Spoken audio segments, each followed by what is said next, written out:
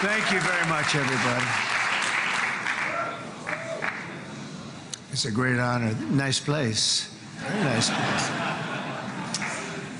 Mr. President, Mr. Prime Minister, Mr. Speaker, esteemed members of the Knesset, and cherished citizens of Israel, we gather on a day of profound joy, of soaring hope, of renewed faith, and above all, a day to give our deepest thanks to the Almighty God of Abraham, Isaac, and Jacob.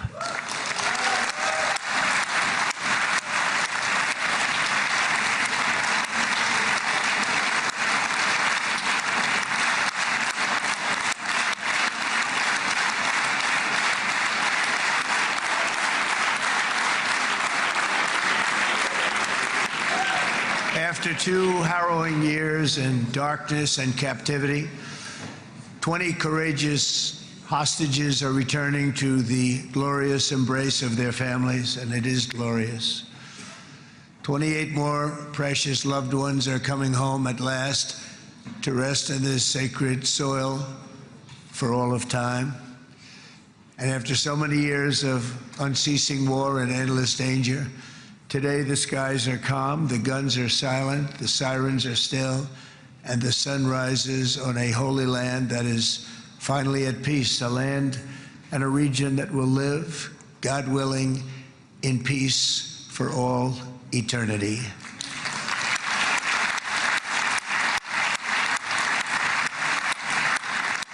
This is not only the end of a war, this is the end of an age of terror and death, and the beginning of the age of faith and hope and of God. It's the start of a grand concord and lasting harmony for Israel and all the nations of what will soon be a truly magnificent region. I believe that so strongly. This is the historic dawn of a new Middle East. I want to express my gratitude to a man of exceptional courage and patriotism, whose partnership did so much to make this momentous day possible. You know who I'm talking about. There's only one, Prime Minister Benjamin Netanyahu. Bibi, please stand up.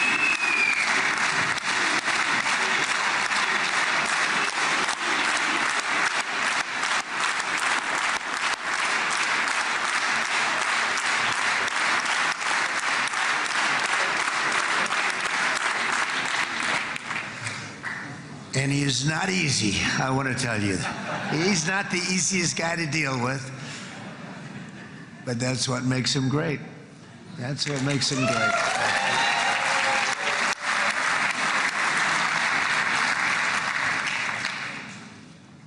Thank you very much, baby. Great job.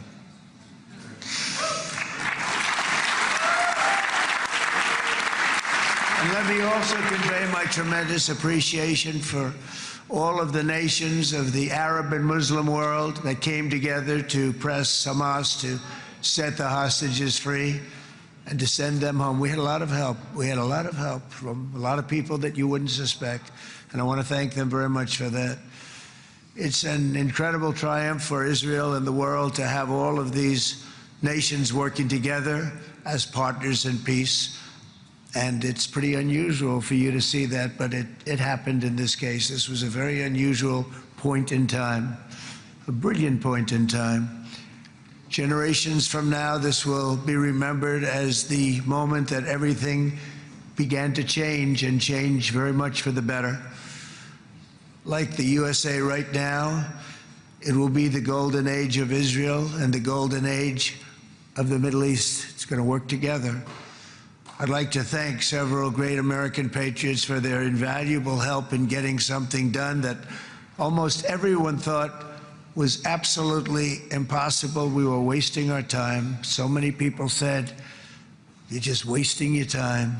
But we weren't, because we had talented people working with us, and we had people that loved your country, and frankly, people that loved the region. They loved the Middle East. I want to thank my friend Steve Witkoff.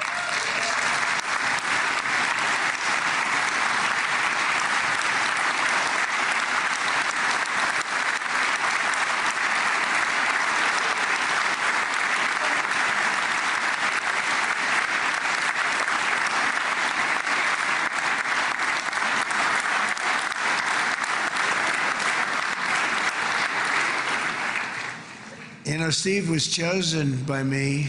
He never did this before, but I knew him as a few things. He was a great businessman, but I know a lot of great businessmen, to be honest with you. He had tremendous negotiating skills, but I know a lot of people that negotiate pretty well, although it is an art. But there are people that can negotiate pretty well. But most importantly with Steve, he's just a great guy. Everybody loved him. Everybody. I mean, I know some negotiators that are so good, but you wouldn't have had peace in the Middle East. It would be in World War III right now with some of these guys. Everybody loves Steve, and they respect him, and they somehow can relate to him. I've known him for many years, and I've seen it over and over again. להוציא את חבר הכנסת עודה, להוציא אותו מהאולם, להוציא אותו מיד, החוצה, החוצה, החוצה. להוציא גם את חבר הכנסת כסיף, להוציא את חבר הכנסת כסיף מהאולם, להוציא אותו מיד.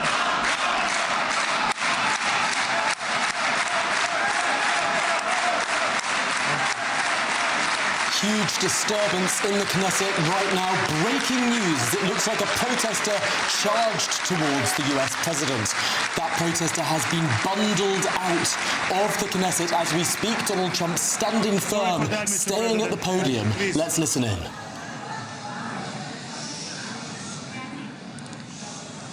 That was very efficient.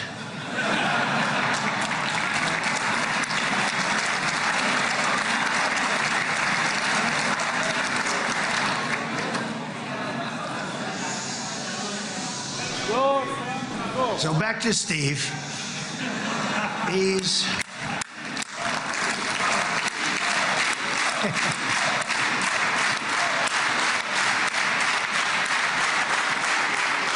but I tell one story because he was so involved, and then we called in Jared. We need that brain on occasion. We got to get Jared in here. We got to get a certain group of people, but Steve started this all by himself. I call him Henry Kissinger, who doesn't leak, okay? Henry is a big leaker. He leaked. Steve doesn't leak. Steve just wants to get the job done. He wants to do what's right. But I'll give you just a quick story because, as you know, he's working on the war with Russia and Ukraine, a war that would have never happened if I were president. A shame. 7,000 young soldiers a week are being killed. More than that this last week. It's a shame that it never happened, but it did happen, and we won the race, and I took over this horrible war that's been raging, and I thought it would be easily settled. I thought it was a hell of a lot easier than doing what we just did very successfully with Israel and a lot of other people. But this came first, and we'll get that one. But I set up a meeting for him to meet with President Putin, thinking it would be a 15 or a 20-minute meeting. Steve had no idea about Russia, had no idea about Putin too much, didn't know too much about politics, wasn't that interested. He was really good at real estate, but he had that quality that I was looking for, and I didn't see it around in too many ways. And I set up the meeting with Putin, and I called. I said, is Steve finished yet? That was about a half an hour into the meeting. No, sir, he's not. He's still inside. This is in Moscow. I said, well, how's he doing? I don't know, sir. He's still inside. I called up an hour later. Let me speak to Steve. Sir, he's still with Putin. He's with President Putin. I said, wow, that's a long meeting, 1 hour. I called up an hour later. He was still with Putin. 3 hours later, he was still with Putin. 4 hours later, he started to get the word that he was going to be coming out soon. And in 5 hours, he came out. I said, what the hell were you talking about for 5 hours? And he says, just a lot of interesting things. We're talking about a lot of interesting things, including what he went in there for, but you can't talk about it for 5. You can talk about it for a certain period of time, and you know what you're getting. But that's a talent. That's a talent, where you can do that. Most people I'd send in, number one, they wouldn't be accepted. Number two, if they were, the meeting would last 5 minutes, and that's what happens with Steve. Everybody loves him. They love him on this side. They love him on the other side. And he really is. He's a great negotiator because he's a great guy. So thank you very much, Steve, very much.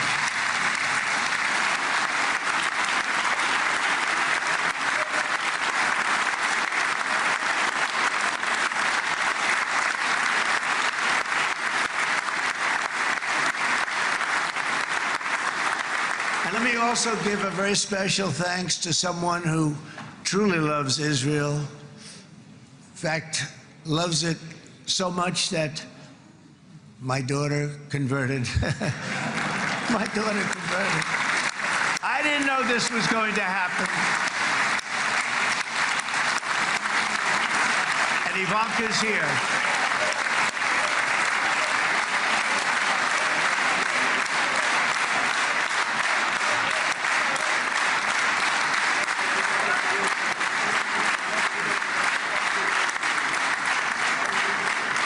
And Bibi, you do know this was not in the cards for me. You understand that.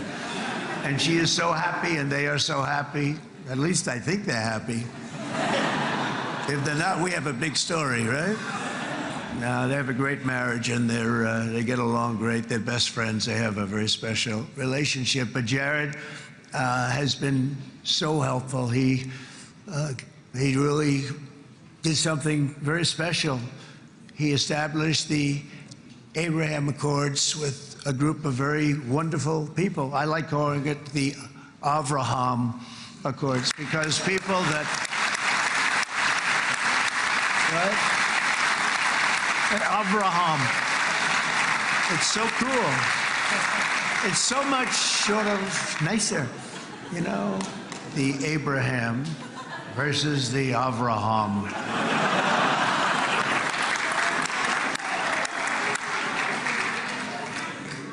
I just don't want to sound too sanctimonious when I do it, so, you know, I sort of split it up.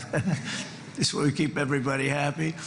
But we have some very great talent, and they have no excuses for anything that's taken place because we had some unbelievably good people working on this. And then you're going to add a man named Marco Rubio, who is also here.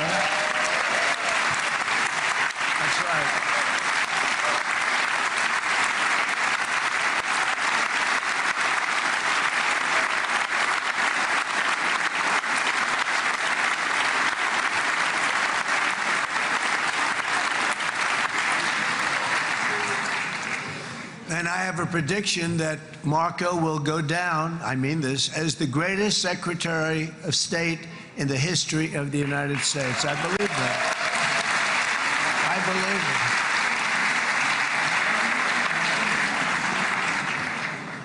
it. And he and I, you know, we really fought it out. You remember, he was tough. He was nasty. Who the hell thought this was going to happen, Marco, right? And now I'm saying he's going to go down as the greatest. He will. He was always smart and sharp, and people respect him.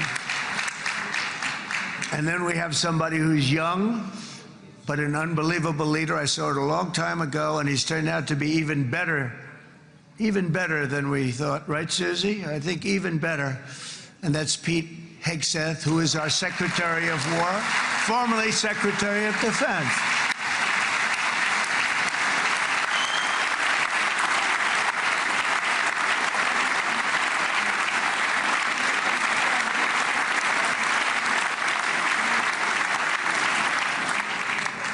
And as you know, we decisively won World War I. We decisively won World War II decisively. And everything in between and everything before it, we won everything. And then they had the brilliant idea of changing the name from war, you know, it was war, to defense. And with that went a certain thinking. And we fought in a very politically correct way after that. We always had the strongest military, and now we have a stronger military than we've ever had before. Because of my first term, I've totally rebuilt the military, every aspect of it. But we have, if you think, we settled 8 wars in 8 months. I'm now including this one, by the way, if that's okay. They may say, well, that was quick, because yesterday I was saying 7, but now I can say 8. The hostages are back. The hostages are back.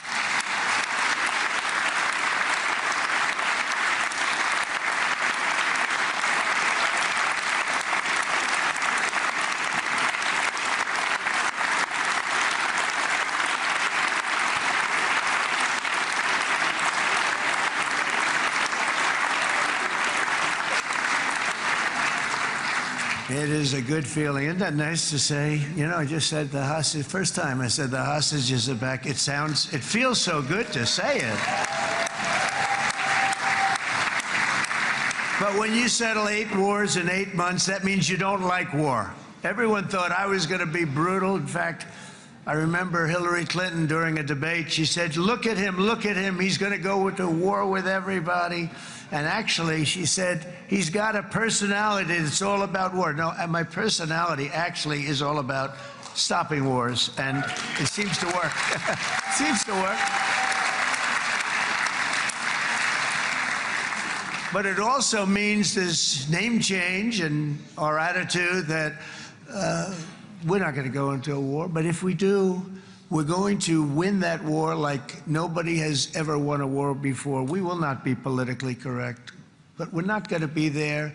And I think, you know, as you mentioned, Bibi, before, peace through strength, and that's what it's all about. The United States has the greatest and most powerful military in the, right now, history of the world. I can tell you we have weapons that nobody's ever dreamt of. I only hope we never have to use them. I rebuilt the military. I was proud to do it, but some of the things I hated to do, I hated certain commitments because the level of power is so enormous, it's so dangerous, so bad. But we have to do what we have to do. We make the best weapons in the world, and we've got a lot of them, and we've given a lot to Israel, frankly. And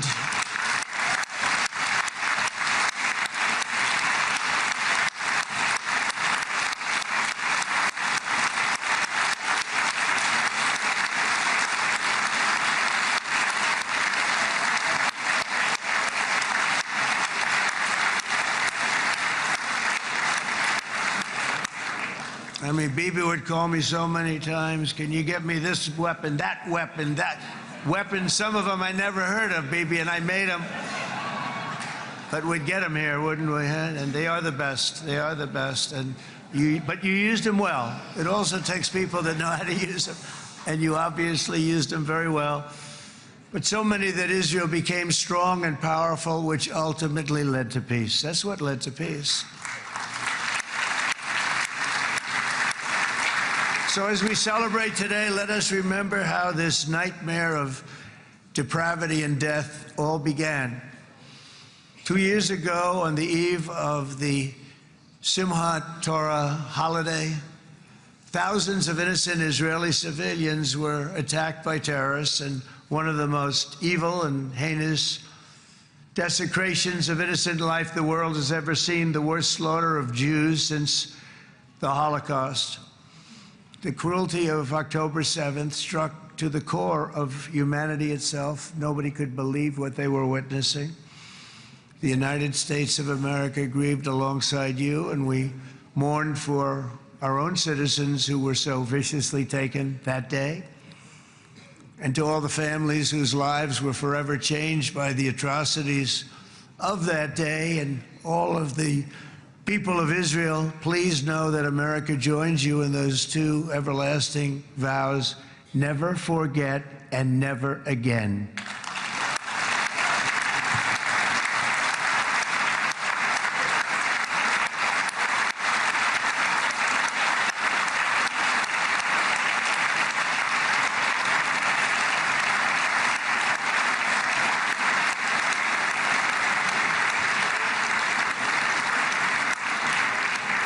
From October 7th until this week, Israel has been a nation at war, enduring burdens that only a proud and faithful people could withstand. It was a very tough period of time.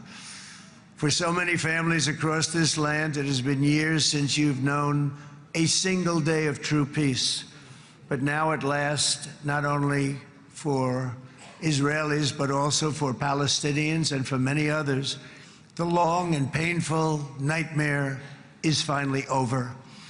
And as the dust settles, the smoke fades, the debris is removed, and the ashes cleaned from the air, the day that breaks on a region transformed, and a beautiful and much brighter future appears suddenly within your reach. This is now a very exciting time for Israel and for the entire Middle East, because all across the Middle East, the forces of chaos, terror, and ruin that have plagued the region for decades now stand weakened, isolated, and totally defeated. A new coalition of proud and responsible nations is emerging, and because of us, the enemies of all civilization are in retreat. Thanks to the bravery and incredible skill of the Israeli Defense Forces and Operation Rising Lion,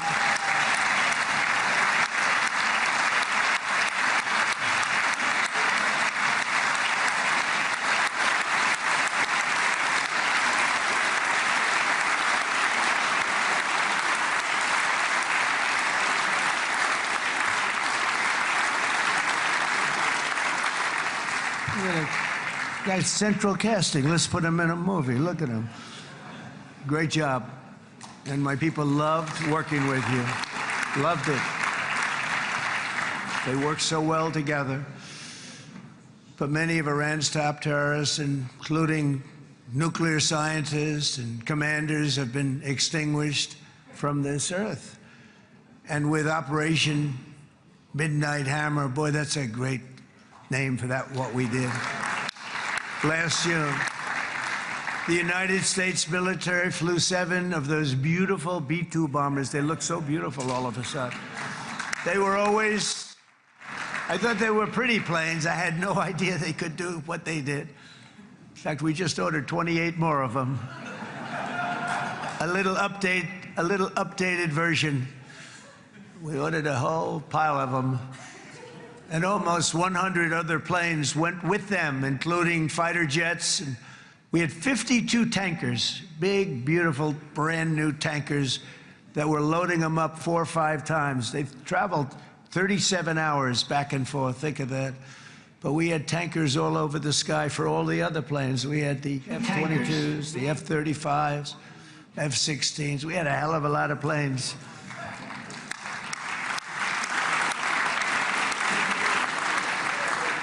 So we had 52 gas stations in the sky. That's what they call them. I'll tell you, I wouldn't want to be flying one of them. We have our great General Raisin Cain right here. General, stand up. This guy. What a general. Thank you.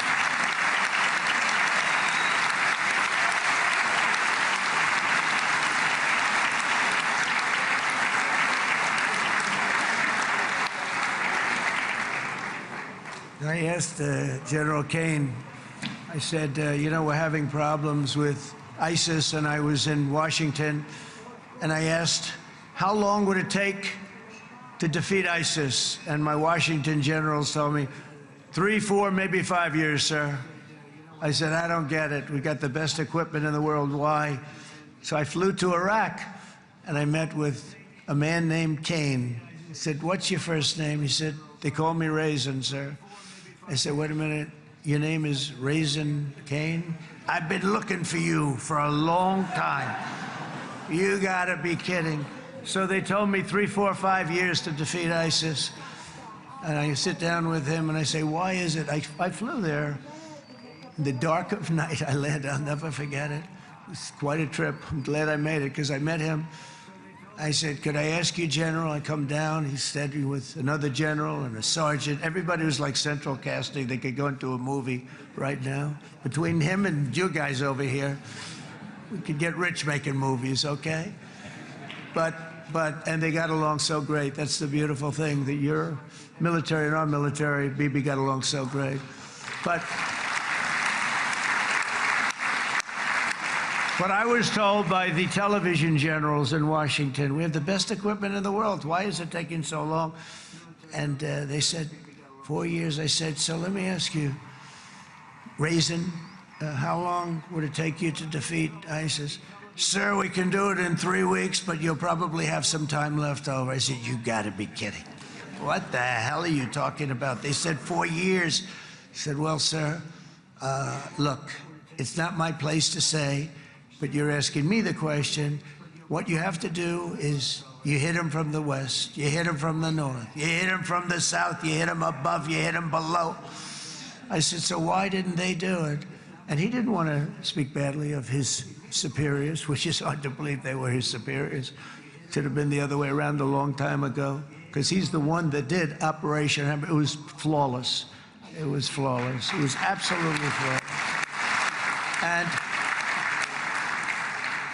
And I said, so you really think you can do it in 4 weeks? Yes, sir, 100%. You have to do it differently than they were doing it. They were using one base and it was hundreds of miles away.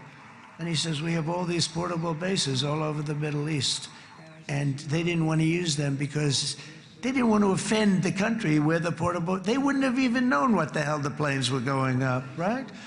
They wouldn't have known, but he said, no, they didn't want to defend anybody, offend anybody, and but we can do it in 4 weeks. I said, you sure about that? I'm going to call you back. I'll call you back on Monday. I'm going back to Washington. But you think 4 weeks? Yes, sir, I think we can do it in 4 weeks. We'll have time left over. So I call him on Monday. I said, you think you can do it? 4 weeks. I said, go ahead and do it. He did it. I'll tell you, he did it in 4 weeks, less than 4 weeks. So, General, stand up, please. Again, this is a real general. This is not a television general. He doesn't want to go on television.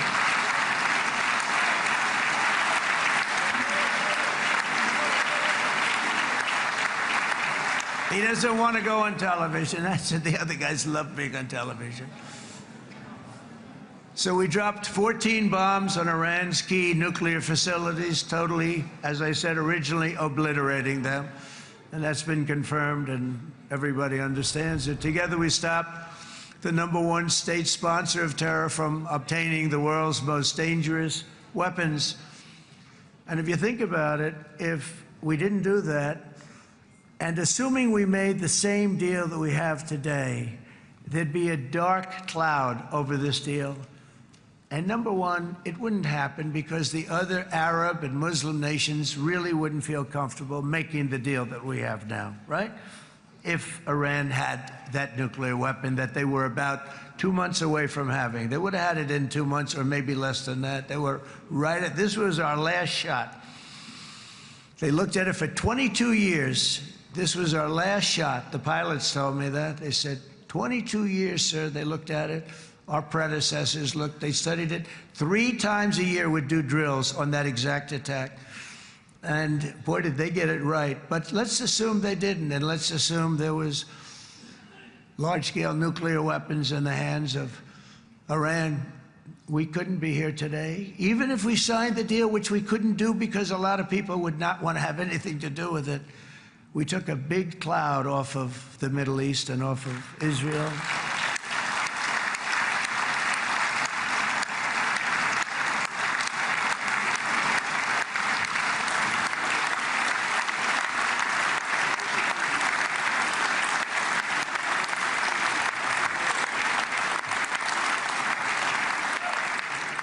And it was my honor to help. But isn't it true, though, that can you imagine the same, let's assume, Bibi, the same documents, we had everything the same, but you had somebody out there that was, in the opinion of everybody, all-powerful in the Middle East. They took a big hit, didn't they? Didn't they take a big hit? Boy, oh boy. They got hit from one side, from the other. And you know, it would be great if we could make a peace deal with them. And I think that's maybe, would you be happy with that? Wouldn't it be nice, I think? Because I think they want to. I think they're tired. Somebody said, sir, they're starting their nuclear program again. I said, let me tell you something. They're not starting anything. They want to survive. The last thing they want to do is start digging holes again in mountains that just got blown up and start. They're not doing this. They want to survive, okay? But I think we have a chance. Steve, you, and I think Jared, come on, I'll call you back for another one.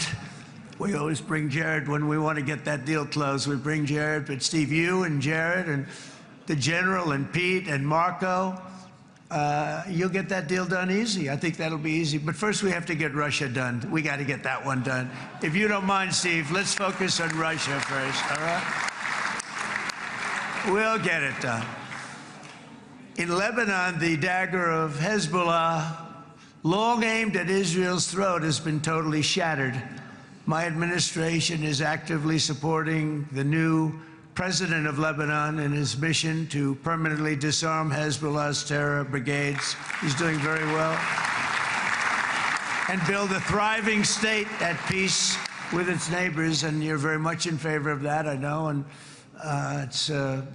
good things are happening there, really good things. And with this week's ceasefire, we've achieved the most challenging breakthrough of them all. The most challenging breakthrough maybe ever. I mean, I've never seen anything like it. I've been involved in a lot of success. I have never seen anything like what's going on today all over the world. People are dancing in the streets, not just in Israel. They're dancing in the streets of countries that would have never danced in the street about what's happening today. They're dancing in those streets. So this long and difficult war has now ended. You know, some people say 3,000 years, some people say 500 years, whatever it is. It's the granddaddy of them all. And in an unprecedented achievement, virtually the entire region has endorsed the plan that Gaza will be immediately demilitarized, that Hamas will be disarmed, and Israel's security will no longer be threatened in any way, shape, or form.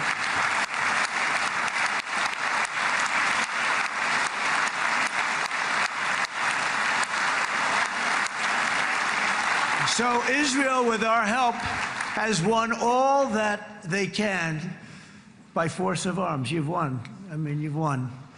Now it's time to translate these victories against terrorists on the battlefield into the ultimate prize of peace and prosperity for the entire Middle East. It's about time you were able to enjoy the fruits of your labor.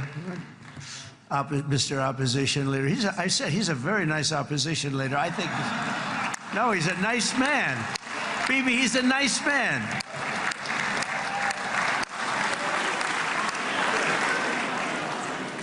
He knows what he's doing, right? No, he's a very nice guy.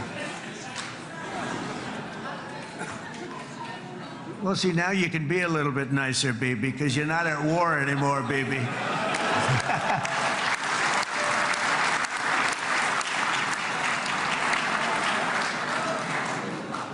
But only by embracing the opportunities of this moment can we achieve our goal of ensuring that the horrors of recent years will never happen again. You don't want to have to go through this again.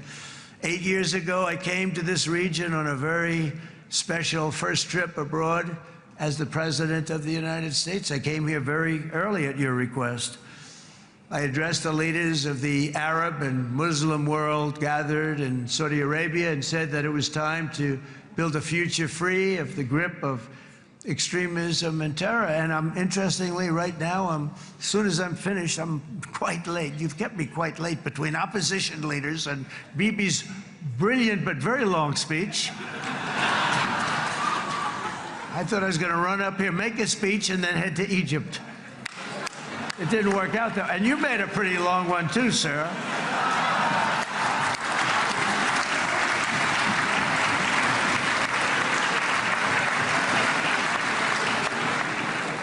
But I liked what you all said. It could be worse. Supposing on top of it, I didn't like what you said. That would be no good, Ron, would it?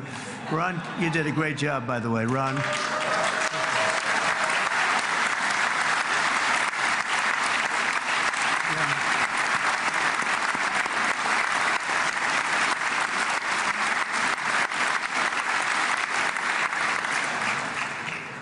So I'm going to be meeting, actually, in a little while, I'm going to be meeting with the most powerful, the richest nations, really, in the world, although now, with the tariffs, the United States is by far the richest nation in the world, as you probably have been reading.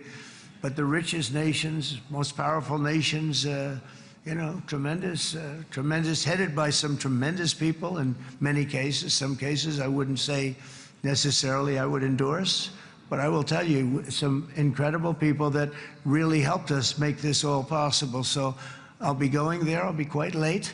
They might not be there by the time I get there, but we're going to give it a shot. But the journey we started back then led to the crushing defeat of the ISIS caliphate, to the monumental Abraham Accords, and ultimately to the historic ceasefire this week, in which many of those same nations really played a very pivotal role, I have to tell you. Steve will tell you that. Jared will tell you that. Together, we've shown that peace is not just a hope that we can dream about. It's a reality we can build upon day by day, person by person, and nation by nation. And because of that, the Middle East is finally ready to embrace its extraordinary potential. You have extraordinary potential in this region. It should now be clear to everyone throughout the region that decades of fomenting terrorism and extremism, jihadism and anti-Semitism have not worked. They haven't worked. They've been a disaster. They've just killed. They've killed. They've backfired completely and totally. They've just totally backfired. Everything that you thought, take it worst case, it's turned out to be worse than that. They have not worked. From Gaza to Iran, those bitter hatreds have delivered nothing but misery, suffering, failure, and death. They've served not to weaken Israel, but to annihilate the very forces that did the most to foment this hatred. And it's really, everybody that's tried it has become irrelevant. Meanwhile, we've seen those nations that set aside their differences, reached across ancient divides, and pursued engagement are now among the most successful in the region. They're getting along with Israel, and they're doing great. And I can tell you the 4 nations that joined the Abraham Accords early on, and you'd all be doing me a favor, and I'm going to be saying this in a little while to some other friends, would love you all to, is this right, Jared? Join up in the Abraham Accords. We have to join up and get together. You can have that whole thing filled out. We had a very weak administration, worst president in the history of our country by far. And Barack Obama was not far behind, by the way.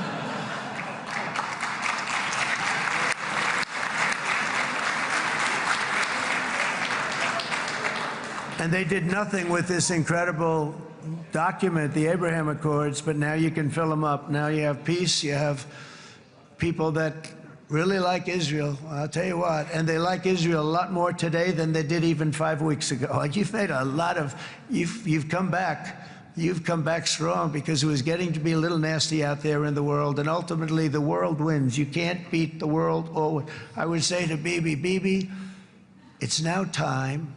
And he understood it better than anybody, because ultimately, the world's a very big place. And I've said a lot. I said, this piece of land is very small. It's unbelievable what you've done with that tiny, you look at a map even of just not the world, the Middle East, and you have this little dot. And think of what you've done. It's incredible. It's incredible.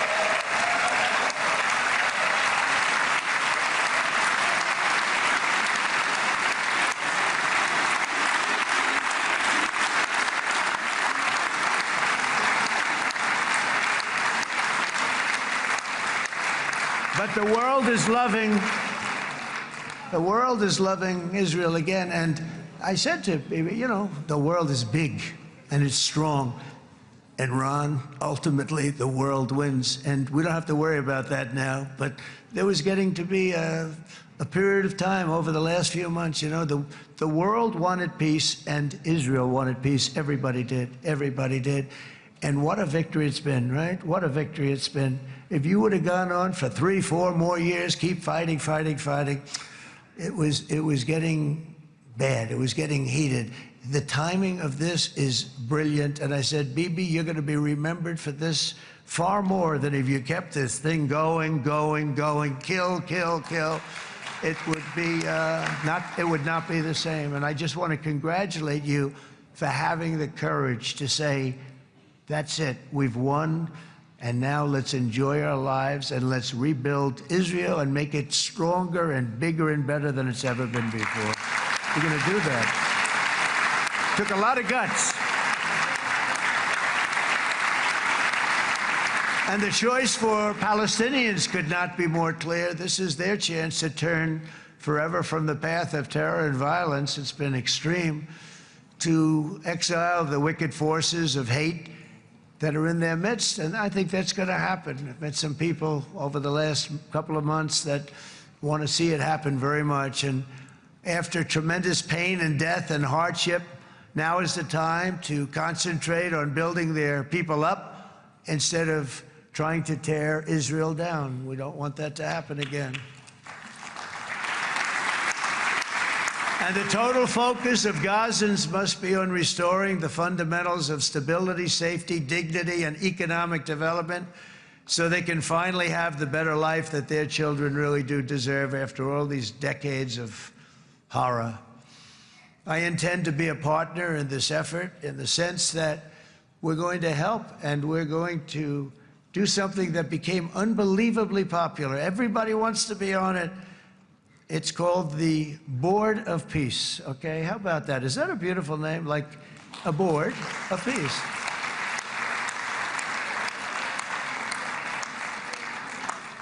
The only bad thing from my standpoint, every single nation involved has asked me to be the chair, and I'll tell you, I'm very busy.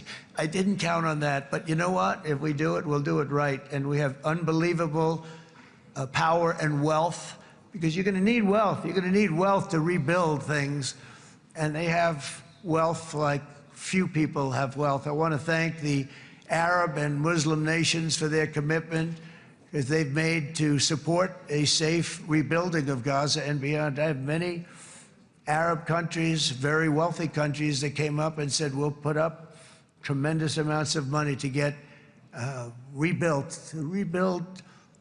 Gaza. And I think that's going to happen. The power, they want dignity, they want to come forward, and they want to say, and I want to say who they are, because what they're doing is going to be, I think, something that you're going to be very impressed with, Bibi. And you need that. You need the kind of economic power that they have, and they want to see it work.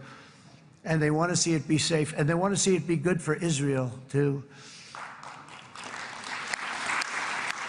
And as much money as it will be, and it's a lot, as you can see, it's a lot.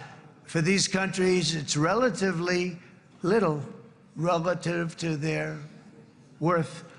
It's really a lot of money like most people could never even conceive, but for these countries, it's not that much, especially because it ensures success and stability in the Middle East, which is what they want to see. So many of them will be with us in Egypt in a little while, I think. I'm not sure. They may be gone. They may have taken their Boeing 747s and left. I said, what kind of a plane do you fly? 747. I said, that's a large plane. No, they may have. Steve, do you think they've left on their their brand new Boeing 747s? Or, I don't know. We're going to find out soon. It's going to be a big story. There'll be 2 people left, and they'll be the 2 poorest ones.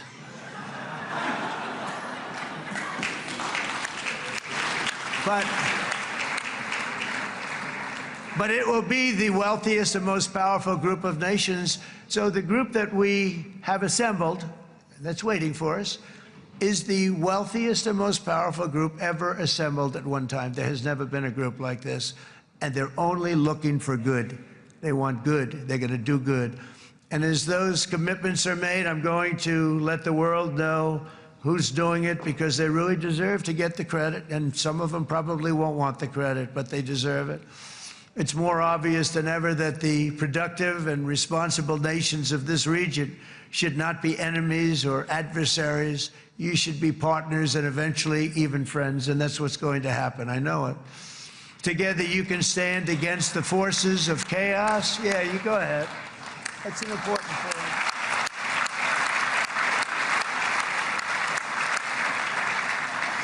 Because you can stand against the forces of chaos that threatened all of your interests, and it's always a big threat, and unleash incredible prosperity and opportunity for all the people of these lands, and that's what's going to happen. You're going to unleash numbers and success, the likes of which Israel has never been able to think of, because you're so firm, and you should be, and you've done the right thing in defending yourself. You're not going to have to worry so much about it. You've won, and now you can build, and you can do things that you never even thought possible. When you put that genius into doing something else, it's going to be something it's going to be a miracle. The miracle in the desert, it's going to be amazing. And it already is in a true sense. But it'll be wonderful when you can spend time thinking about other than war and defense and offense also. To that end, it's my firm hope and dream, frankly, that together the Abraham Accords will turn out to be everything that we thought they would. Those 4 countries were very, very brave in doing it. They did it at a very early point, and every single one of them benefits unbelievably financially. And if you noticed, even in this bad period that we just went through, they all remained a member of the Abraham Accords. They've done unbelievably well. And you know who you are, and I want to thank you. And they've stayed because of loyalty, but they've also stayed because it was really good business. They've made a lot of money being members, and you're going to all, I hope that every one of the countries that we're seeking, Jared, I hope they join quickly. No games, no nothing. Just join, get it. It's going to be a great peacemaker. It's really going to bring it together beyond anybody's wildest dream. So instead of building fortresses to keep enemies at bay, the nations of this region should be building infrastructure to weave your commerce closer together, because you've got to compete with the big world out there in commerce now. It's a different kind of competition. Instead of making weapons and missiles, the wealth of this region should flow to schools and medicine, industry, and frankly, the new hot thing, artificial intelligence. It's a lot of intelligence you're going to have to be throwing off to pay back these sums of money that they're doing. But that's really the hot one. And I might say that the United States, a year ago, was a dead country. I say it to people. I heard it first from the King of Saudi Arabia. I then heard it from UAE. I heard it from Qatar. I heard it from many other countries. A year ago, the United States of America was a dead country. Now it's the hottest country anywhere in the world. It is the hottest. There's no question about it.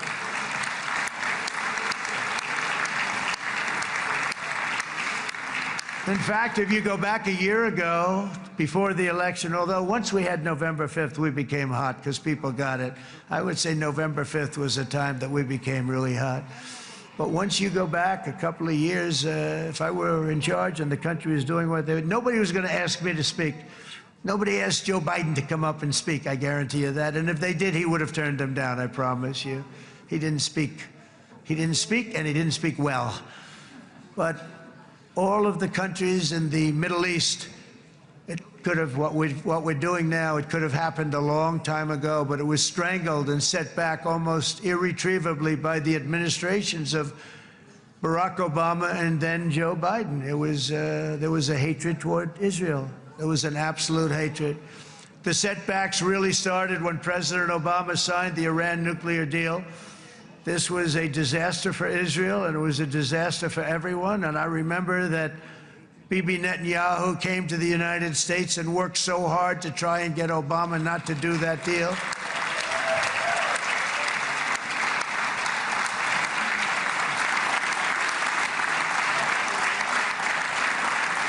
He worked so hard.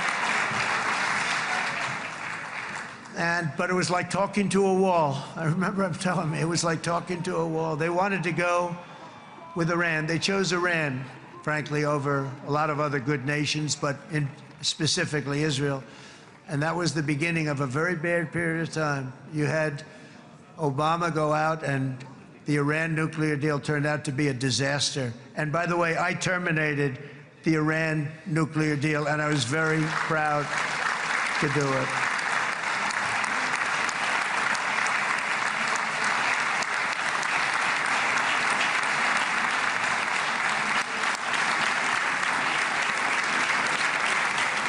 Yet even to Iran, whose regime has inflicted so much death on the Middle East, the hand of friendship and cooperation is open. I'm telling you, they want to make a deal. That's all I do in my life. I make deals. I'm good at it. I've always been good at it. And I know when they want. Even if they said, we don't want to make a deal, I can tell you they want to make a deal. All right, they do. They want to make a deal, and we're going to see if we can do something, because this is crazy what's happening, and we're not going to have this anymore. Neither the United States nor Israel bear the people of Iran any hostility. We merely want to live in peace. We don't want any looming threats over our heads, and we don't want to even think in terms of nuclear destruction. It's not going to happen, never will happen. There's nothing that would do more good for this part of the world than for Iran's leaders to renounce terror, stop threatening their neighbors, quit funding their militant proxies, and finally recognize Israel's right to existence. They have to do that. They have to do that. And to Iran, and as you know, this is not said out of weakness. There's no weakness. But I'm going to say this, that we are ready when you are, and it will be the best decision that Iran has ever made. And it's going to happen. It's going to happen. And they're good people. I know a lot of Iranians in the United States. They're good people, smart, hardworking people. They don't want to see what's happened to their country. The story of fierce Israeli resolve and triumph since October 7th should be proof to the entire world that those who seek to destroy this nation are doomed to bitter failure. The state of Israel is strong, and it will live and thrive forever.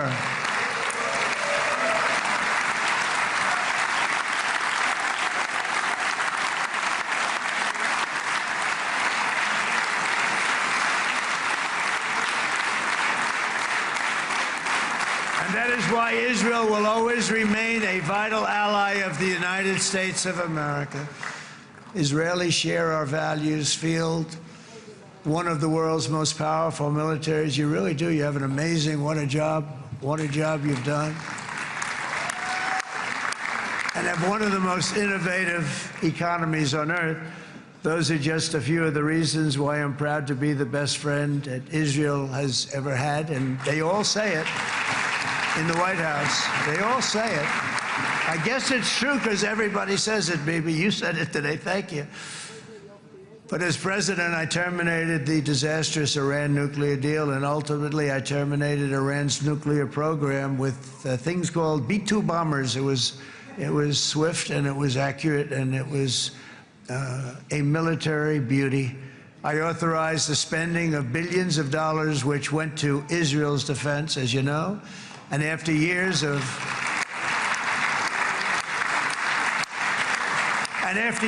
broken promises from many other American presidents, you know that, they kept promising. I never understood it until I got there. There was a lot of pressure put on these presidents. It was put on me too, but I didn't yield to the pressure. But every president for decades said, we're going to do it. The difference is I kept my promise and officially recognized the capital of Israel and moved the American embassy to Jerusalem.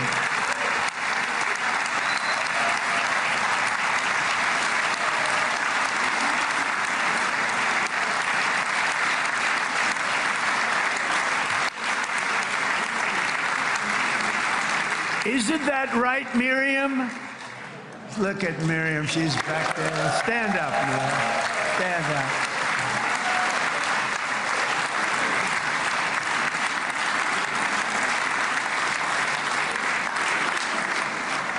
Miriam and Sheldon would come into the office. They'd call me.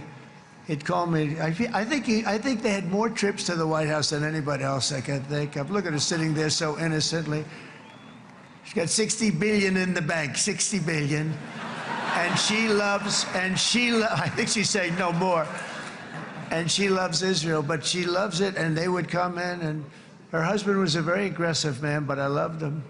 He was a very aggressive, very supportive of me.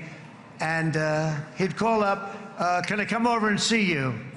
I say, Sheldon, I'm the president of the United States. It doesn't work that way. He'd come in and we would do. But they were very responsible for so much, including getting me thinking about Golan Heights, which is probably one of the greatest things to ever happen to Israel.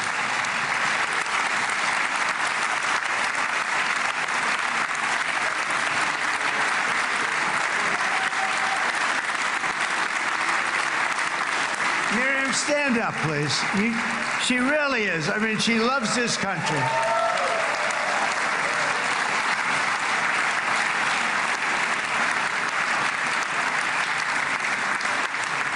She loves this country. Her and her husband are so incredible. We miss him so dearly. But I actually asked her, I'm going to get her in trouble with this, but I actually asked her once, I said, so Miriam, I know you love Israel. What do you love more, the United States or Israel? She refused to answer. That might mean Israel, I must say. We love you. Thank you, darling, for being here. That's a great honor. Great honor. She's a wonderful woman. She is a great woman. I've always stood for the people of this community, and I always will. I'll always be with you. I'm always going to be with you. I guess maybe something could happen to change my mind. Somebody that's really stupid gets into office and wants to do really bad things, but that's about it. We don't think we're going to have that happen. I hope we're not going to have that happen. And this man is a good man right here. These two men are good men right here.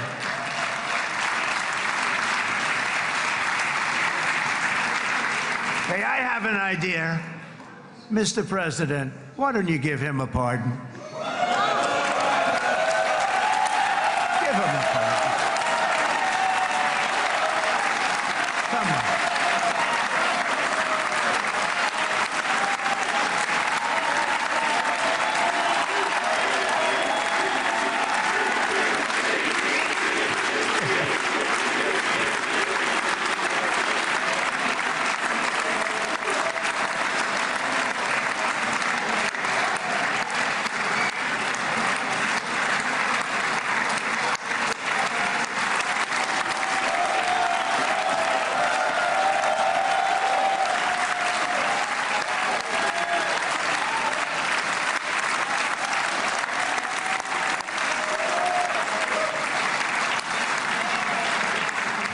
By the way, that was not in the speech, as you probably know. But I happen to like this gentleman right over here, and it just seems to make so much sense. You know, whether we like it or not, this has been one of the greatest wartime presidents. This has been one of the greatest wartime presidents. And cigars and champagne, who the hell cares about that?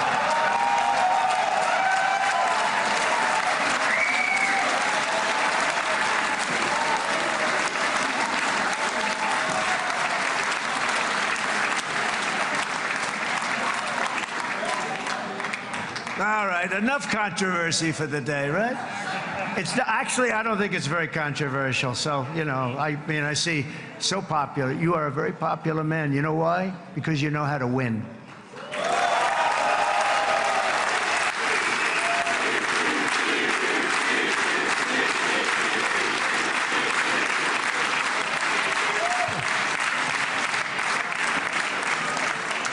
Over the past 2 years, I've met many of the families of the Israelis taken hostage and those that were taken hostage. Unbelievable. I've looked into their eyes. I've seen the worst nightmares of their suffering, but I've also seen something else, the beautiful love of the people, the love of people, frankly, that hold things together, the love that gives you the courage to carry on through thousands of years of persecution and repression, and to emerge with the heart of David.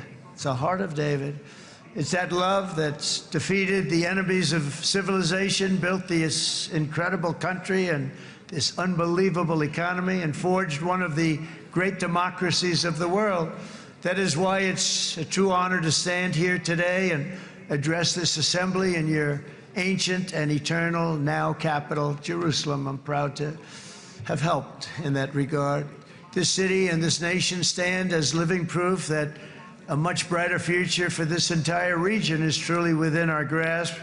For thousands of years, Jerusalem has been a home to Christians, Jews, Muslims, and people of all ethnicities and creeds. This is the holy center of the world's three great Abrahamic face. I like that too. Adorned, it's the first time I've seen that word in a while. Adorned with their sacred sites and alive with their pilgrims and visitors from every corner of the globe. But here between the Western Wall, the Temple Mount, and the hill called Calvary, people of every faith and background live, work, pray, serve, and raise their families side by side, and they do it with love. This example is just one of the modern miracles that Israel has given to the world. And just in closing, the leaders in this chamber know better than anyone else the challenges of this harmony, and it's been easily won. No, it hasn't. It has not been. It's been so tough, but it has been, some say, a miracle. What you've done is a miracle. Look at your size. Look at your chances when it all started.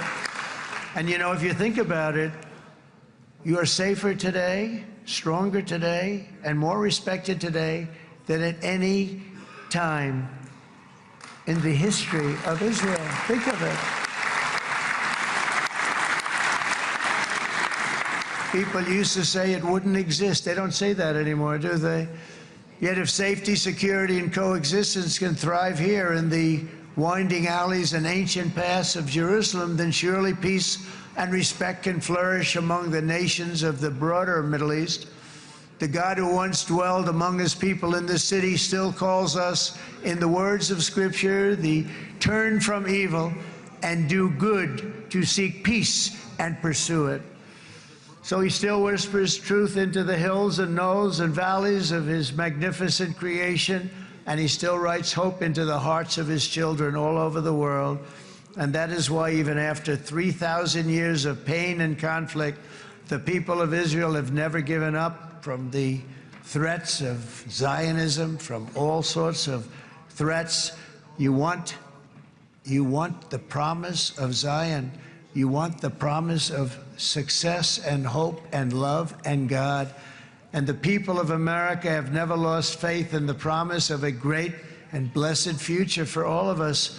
From the very first day that modern Israel was founded, we have stood together through thick and thin of setbacks, and through victory and defeat, through glory and heartache. We have built industries together. We have made discoveries together. We have confronted evil together, and we have waged war together, and perhaps most beautifully of all, we have made peace together. And this week, against all odds, we have done the impossible and brought our hostages home.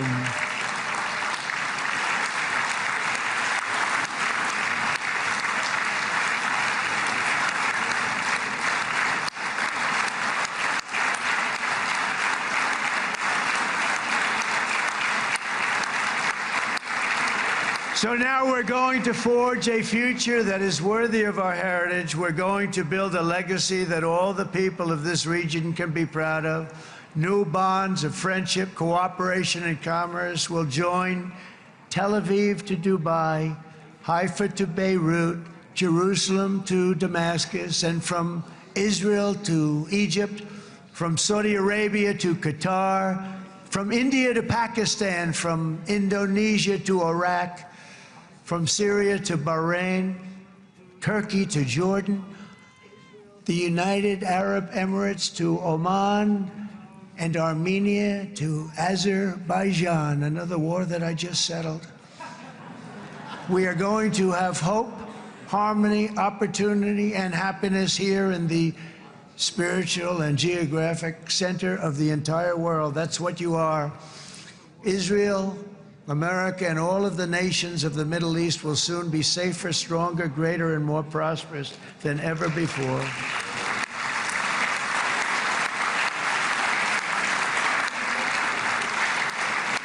And I want to thank you all once again for this exceptional honor. This has been truly an honor. It's seldom that a president is invited to do this. And I love Israel. I'm with you all the way. You will be bigger, better, stronger, and more loving than ever before. Thank you very much. God bless you. God bless the United States of America. And God bless the Middle East. Thank you, everybody. Good luck. Thank you very much. Thank you.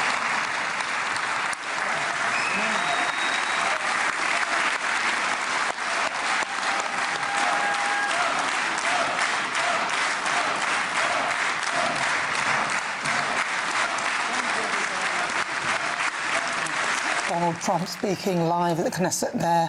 There's quite a few highlights on there where, at the moment where he was interrupted by a left-wing politician who heckled him, but he remained remarkably calm and cool. I thought he remained collected. He carried on. And there were other moments there where he pointed out a moment when Benjamin Netanyahu had called, he said he'd called them for weapons many, many times, asking him for different weapons. He said, Bibi would call me so many times, can you get me this weapon, that weapon? He pointed out that America have the best weapons ever. He vowed never to forget October the 7th, describing the Hamas attack. Thousands of innocent Israeli civilians were attacked by terrorists in one of the most evil and heinous desecrations of innocent life the world has ever seen. He called it the worst slaughter of Jews since the Holocaust, which I think many will agree. So he praised also the opposition leader, Yes.